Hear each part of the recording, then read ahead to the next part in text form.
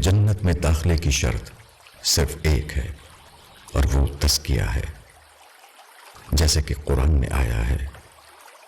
ترجمہ یعنی ان کے لیے ہمیشہ رہنے والے باغ ہیں جن کے نیچے نہریں جاری ہوں گی، وہ ان میں ہمیشہ رہیں گے، اور یہ بدلہ ہے اس شخص کا جو پاکیزگی اختیار کرے۔ سورہ طٰہٰ آیت 76۔ تزکیے کا لفظی مطلب پاکیزگی ہے، دوسرے لفظوں میں یہ کہ جنتی صفات کے ساتھ اپنی شخصیت کی تعمیر کرنا۔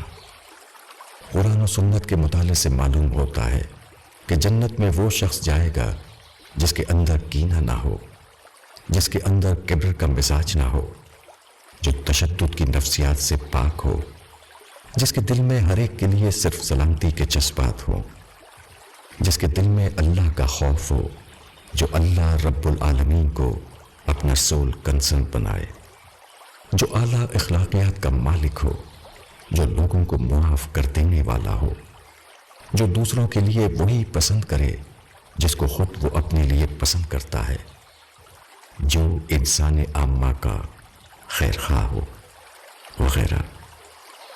ان صفات کے مجموعے کا نام ربانی صفت ہے۔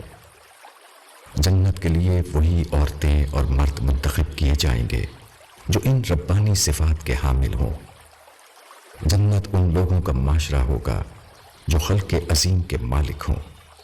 جنت اسی قسم کی اعلیٰ صفت رکھنے والوں کا اعلیٰ معاشرہ ہے۔ جنت میں وہی افراد داخل کیے جائیں گے جو ان اعلیٰ صفات کے حامل ہوں۔